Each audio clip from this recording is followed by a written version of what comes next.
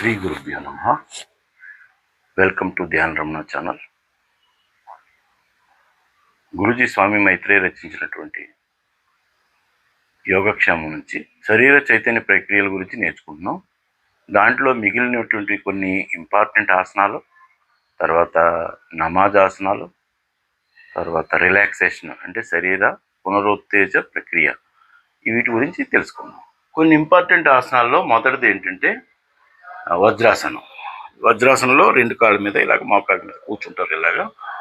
So దీన్ని వజ్రాసనం అంటారు. దీని ఉపయోగాలు ఏంటంటే ఉదర సంబంధ ఏమైనా వ్యాధులు ఉంటాయి పోతాయి, మలబద్ధకం పోతుంది, ఈ తొడ కండరాలు స్ట్రెంత్ పెరుగుతుంది, జీర్ణక్రియను మెరుగుపరుస్తుంది అనమాట. ఫస్ట్ ఆసనం ఏంటంటే ఇలాగే కూర్చుని మీరు ఏం చేస్తారంటే చేతులు ముందుకు పెడతారు, ముందు పెట్టి కిందకి వెళ్తారు. వల్ల ఏంటంటే కోపం భావోద్వేగాలు తగ్గిస్తుంది. గాలి వదులుతూ కిందకి వెళ్తారు, పీలుస్తూ పైకి వస్తారు. దీన్ని శశాంకాసన అంటారు. ఇలా చేస్తారు. ఇది అర్ధమచ్చేంద్రాసనం.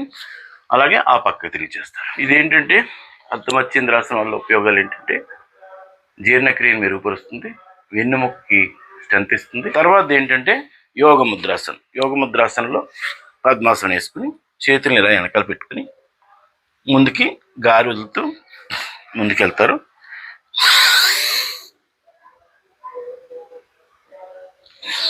పీలుస్తూ పైకి. ఇదేంటంటే వెన్నుని మెడని పటిష్టం చేస్తుంది అనమాట. చేతి పందాసనకి ఏం చేస్తారంటే ఎల్లకెలా పడుకుని ఇలా నడువుని ఇలా పైకి ఎత్తారు. అంతటితో చేసి మనం గాలి పీలుస్తూ పైకి లేపుతారు. ప్రయోజనాలు ఏంటంటే బ్రాంకైటిస్ నుంచి, ఆస్మా నుంచి మనల్ని కాపాడుతుంది. అంతేకాకుండా విసర్జక వ్యవస్థను కూడా మెరుగుపరుస్తుంది. భుజంగాసనం. భుజంగాసనం అంటే ఇలా పడుకుని చేతుల మీద ఇలా పైకి చూస్తారు. భుజంగాసనం వల్ల ఉపయోగాలు ఏంటంటే కాలేయం, కిడ్నీలు, తర్వాత వెన్ను నాడులు, అంతేకాకుండా మలబద్ధకాన్ని కూడా కంట్రోల్ చేస్తుంది. నెక్స్ట్ది ఏంటంటే ఉస్ట్రాసనం. ఇలాగా గాలి పీలుస్తూ ఈ కాళ్ళని ఇలాగ చేతులతో పట్టుకుని గాలి పీలుస్తూ వెనక్కి వెళ్ళాలి. దీని ఉపయోగాలు ఏంటంటే జీర్ణ వ్యవస్థ, ప్రత్యుత్పత్తి వ్యవస్థని మెరుగుపరుస్తుంది. అంతేకాకుండా వెన్నుకి స్ట్రెంత్ ఇస్తుంది. థైరాయిడ్ గ్రంథి ఏమైనా సమస్యలు ఉంటే వాటిని నిర్మూలిస్తుంది. తర్వాత మలబద్ధకాన్ని కూడా తీసేస్తుంది. నెక్స్ట్ ఏంటంటే సుప్త వజ్రాసనం. సుప్త వజ్రాసనంకి ఏంటి, మళ్ళీ వజ్రాసనంలోకి వస్తారు. వచ్చిన తర్వాత గాలి పీలుస్తూ వెనక్కి వెళ్తారు. తర్వాత గాలి వదులుతూ పైకి వస్తారు. సుప్త వజ్రాసనం వల్ల ఉపయోగాలు ఏంటంటే మలబద్ధకాన్ని నివారిస్తుంది, జీర్ణక్రియను మెరుగుపరుస్తుంది, తర్వాత వెన్ను కండరాలని స్ట్రెంథన్ చేస్తుంది, ఇంతేకాకుండా ఛాతీని విశాలంగా చేస్తుంది. ఇది ఏంటంటే మత్స్యాసనం. మత్స్యాసనకు పద్మాసనం వేసుకోండి. గాలి పీలుస్తూ వెనక్కి వెళ్తారు, గాలి వదులుతూ పైకి వస్తారు. మత్స్యాసనం వల్ల ఉపయోగాలు ఏంటంటే ఉదర సంబంధ ప్రాబ్లమ్స్, తర్వాత పైల్స్, ఆస్మా, బ్రాంకైటిస్ని నివారిస్తుంది. అంతేకాకుండా మనం మెడని ఇలా ఉంచుతాం కదా, మెడ సమస్యలు, గొంతు సమస్యలు, అంతేకాకుండా వ్యాధి నిరోధకతను పెంచుతుంది. అంతేకాకుండా జననేంద్రియాల్లో ఉన్న లోపాలు ఉంటే వాటిని కూడా సరిచేస్తుంది. నెక్స్ట్ది ఏంటంటే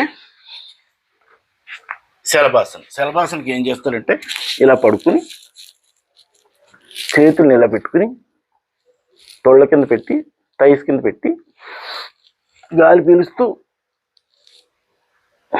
దీనికి ఏం చేస్తారంటే గాలి పీలుస్తూ కాళ్ళను పైకి లేపుతారు. దీన్ని శలభాసనం అంటారు. దీని ఉపయోగాలు ఏంటంటే ఇదేంటంటే పారాసింపథెటిక్ నర్వస్ సిస్టమ్ని యాక్టివేట్ చేస్తుంది. పారాసింపథెటిక్ నర్వస్ సిస్టమ్ అంటే మిమ్మల్ని కూల్గా ఉంచేది అనమాట. మెడ, నడుము భాగాలని మెరుగుపరుస్తుంది, ఆకలిని పెంచుతుంది. ఎవరికైతే ఆకలి లేదో ఈ శలభాసనం వేయటం వల్ల ఆకలి పెరుగుతుంది. ఇదేంటంటే తుంటి నొప్పి, సయాటికా నుంచి ఉపశమనం కలిగిస్తుంది. నెక్స్ట్ది ఏంటంటే ధనురాసనం. ధనురాసనకి ఏం చేస్తారంటే నెక్స్ట్ది ధనురాసనకి ఏం చేస్తారంటే కాళ్ళని ఇలా పట్టుకుని గాలి పీలుస్తూ గాలిలో లేస్తారు. ఇలాగా వదులుతూ కిందకి వెళ్తారు, పీలుస్తూ పైకి వస్తారు, వదులుతూ కిందకి వెళ్తారు. దీనివల్ల ఉపయోగం ఏంటంటే తుంటి నొప్పి, మెడ నొప్పుల నుంచి ఉపశమనం కలుగుతుంది.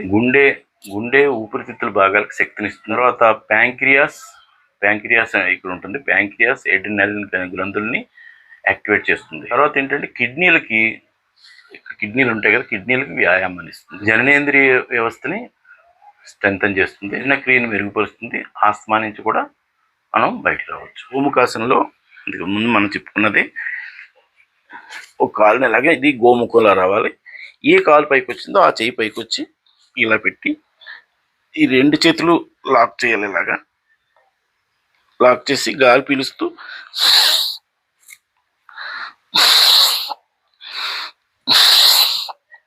ఎంతవరకు వెళ్ళగలిగితే అంతవరకు అలాగే ఇది కాలు మార్చి కూడా అదేలా చేయాలి. దీన్ని గోముఖాసనం చాలా ఇంపార్టెంట్. ఎందుకంటే కిడ్నీస్కి, మధుమేహానికి అంటే డయాబెటీస్కి, కీళ్ళకి అన్నిటికీ బాగా పనికొస్తుంది. అంతేకాకుండా మెడ, వెన్ను భాగాలకు కూడా శక్తినిస్తుంది. ఒత్తిడి ఆందోళన నుంచి ఉపశమనిస్తుంది. తలపైకి పెట్టి నాలుగు బయట పెట్టి ఇదేంటంటే సింహగర్జనాసనంలో స్వరం ఏదైతే మనకి స్వరం ఏదైతే ప్రాబ్లం ఉందో అది సరిచేస్తుంది. నత్తిని తొలగిస్తుంది. ఈఎన్టీ ప్రాబ్లం, చెవి, ముక్కు, థ్రోట్ ఈ సంబంధించిన ప్రాబ్లమ్స్ కూడా పోతాయి. నెక్స్ట్ది మనం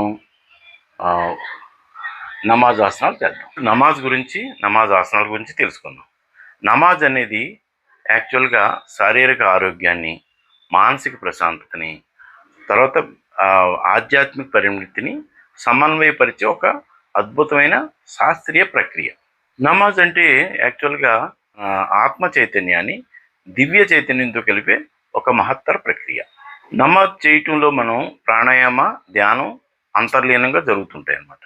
నమాజ్ చేయటం చాలా తేలికైన పద్ధతి. తర్వాత దీంట్లో మా శరీరం బిగబట్టడం అలాంటివి ఏముండవు. శరీరాన్ని తేలిగ్గా వదిలేసి చేసే ప్రక్రియలు. నమాజ్లో 7 స్థితులు ఉంటాయి.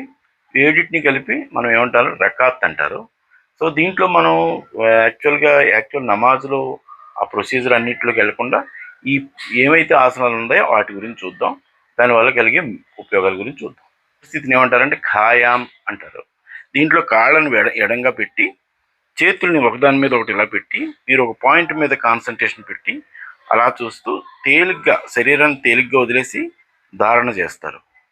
శ్వాసను పీల్చి వదులుతూ ధారణ చేస్తారు. దాన్ని కాన్సన్ట్రేషన్ పాయింట్ని ఏమంటారు, సజ్దా అంటారు. స్టేజ్ ఏంటంటే రుకు అన్నది మనకి కొంచెం పశ్చిమోత్తరాసనం అంటాం కదా, కూర్చొని చేస్తాం, దానికి దగ్గరగా ఉంటుంది. ఇది నుంచుని చేస్తాం. దీనికి ఏం చేస్తారంటే ఒంగుని ఇట్లా కాన్సన్ట్రేషన్ ఇలా పెట్టి ఇక్కడ చేతులను ఇలా పెట్టి ఇలాగా కాన్సన్ట్రేషన్ అలా ఉంచుతారనమాట. బాడీని కంప్లీట్గా రిలాక్స్ చేసేస్తారు. దీన్ని రుక్కు అంటారు. అంటే ఇలా పెట్టారు కదా ఖాయాం, దాంట్లో ఏంటంటే కాన్సన్ట్రేషన్ పెరుగుతుంది. తర్వాత దీంట్లో ఏంటంటే వెన్నెముక మృదుత్వం పెరుగుతుంది అన్నమాట. రుక్కు ఇలా చేస్తారు కదా, రుక్కులో వెన్నెముక మృదుత్వం పెరుగుతుంది. ఈ రెండు తర్వాత ఫస్ట్ ఖాయాం చేశారు, తర్వాత రుక్కు చేశారు, మళ్ళీ ఖాయాంకి వచ్చేస్తారు. కాన్సన్ట్రేషన్ ఏంటంటే సజ్దా అంటే కాళ్ళని ఎలా పెట్టి ఇలా ఉండాలి.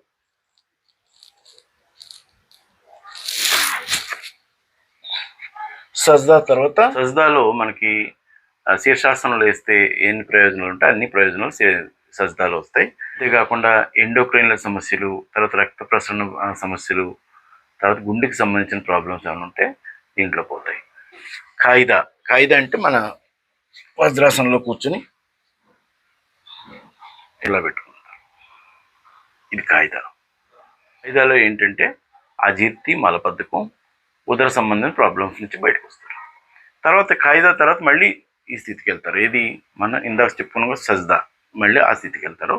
తర్వాత ఏం చేస్తారు, దాంట్లో ఏంటంటే ఉత్కుటాసనంలో మీరు వేళ్ల మీద ఇలా నుంచుంటారు. కాలు వేళ్ల మీద నుంచుంటారు. దీంట్లో ఏంటంటే కీళ్ళకి సంబంధించిన ప్రాబ్లమ్స్, ఆస్టియో ఆర్థరైటిస్ అలాంటివి ఏమైనా ఉంటే పోతాయి. నమాజ్లో 7 స్థితులు మనం చెప్పుకున్నాం. ఫస్ట్ది ఏంటంటే ఖాయాం, సెకండ్ రుక్కు, థర్డ్ మళ్ళీ ఖాయాం, ఫోర్త్ సజ్దా, ఫిఫ్త్ ఖాయిదా, అగైన్ సిక్స్త్ సజ్దా, సెవెంత్ ఉత్కుటాసన్. ఈ 7 కూడా ఈ క్రమంలో చేయాలి. సో దీనివల్ల నేను చెప్పాను కదా బెనిఫిట్స్ చాలా ఉన్నాయి. అందరూ చేసుకుంటే మంచిది. ఇదేంటంటే శరీర పునరుత్తేజిత ప్రక్రియ. ఇది కంప్లీట్ ఎవరైతే ఆసనాలు చేయలేరో, రోగాలను పడి ఉన్నారో మంచం మీద, వాళ్ళు ఇది చేసుకుంటే చాలా బాగుంటుంది. మిగతా వాళ్ళు కూడా రిలాక్సేషన్ చేసుకోవచ్చు. ఇది ప్రతి భాగాన్ని మనం రిలాక్స్ చేస్తాం. దీనికి ఏం చేస్తారంటే ఫస్ట్ శవాసనంలో పడుకుంటారు. కంప్లీట్గా బాడీని రిలాక్స్గా వదిలేయండి. కళ్ళు మూసుకోండి. కాలి వేళ్ళ నుంచి తల వరకు ప్రతి భాగాన్ని రిలాక్స్ చేయండి. ఎక్కడ బిగబట్టొద్దు. ఏ భాగాన్ని అయితే మీరు రిలాక్స్ చేస్తున్నా ఒకసారి దాన్ని బిగించి మళ్ళీ రిలాక్స్ చేయండి. కాలి వేళ్ళు, బొటన వేళ్ళు, రెండో వేలు, మూడో వేలు, నాలుగో వేలు, ఐదో వేలు, అరికాలు భాగం, మడమ,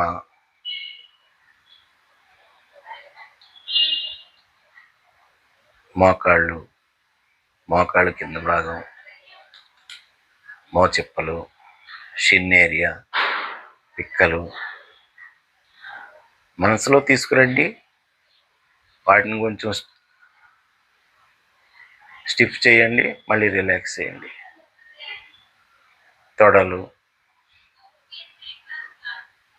తొడ లోపల కండరాలని పూర్తిగా రిలాక్స్ చేయండి.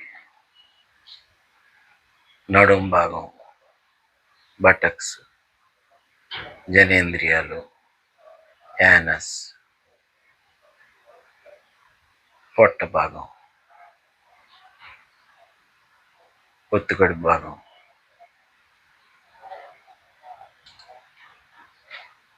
వీపు భాగం, ఛాతీ భాగం, భుజాలు, చేతులు, మెడ, తల భాగాలు, కళ్ళు, ముక్కు, నోరు, చెవులు,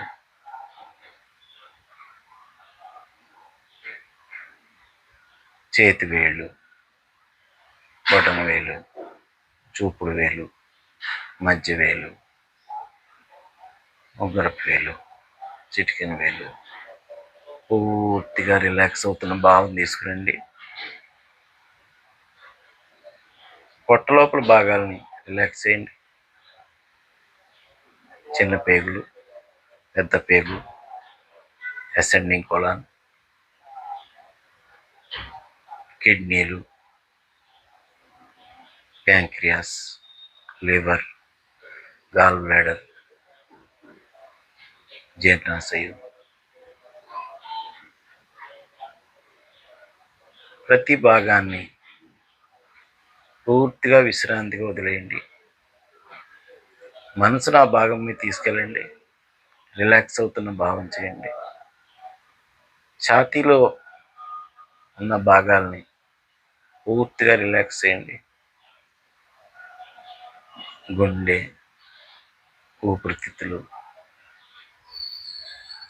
కంప్లీట్గా రిలాక్స్ అవుతున్న భావం చేయండి.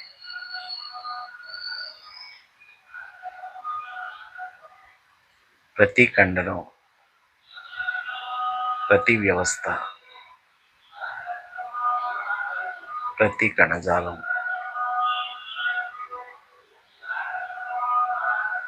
పూర్తిగా రిలాక్స్ అవుతున్న భావం తీసుకురండి. తల లోపల భాగాలను రిలాక్స్ చేయండి. మెదడు, న్యూరాన్స్,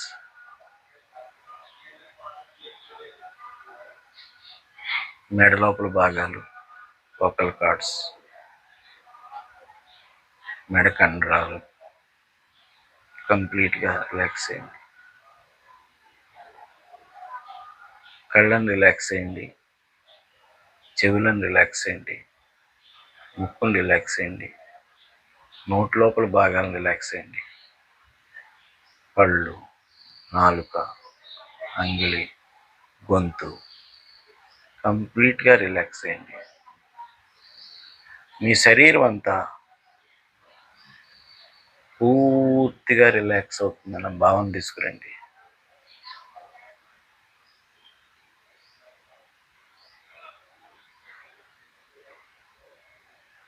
కాలి వేళ్ళ నుంచి తల వరకు ప్రతి భాగం సంపూర్ణంగా రిలాక్స్ అవుతుంది, సంపూర్ణంగా విశ్రాంతి తీసుకుంటుంది అన్న భావం తీసుకురండి. నేను వేరే, ఈ శరీరం వేరే, నేను చూస్తున్న వాడిని మాత్రమే. ఈ శరీరం పూర్తిగా విశ్రాంతిలో ఉంది, ఏమాత్రం ఒత్తిడి లేదు, ఏమాత్రం టెన్షన్ లేదు, పూర్తిగా విశ్రాంతిలో ఉన్న భావం తీసుకురండి.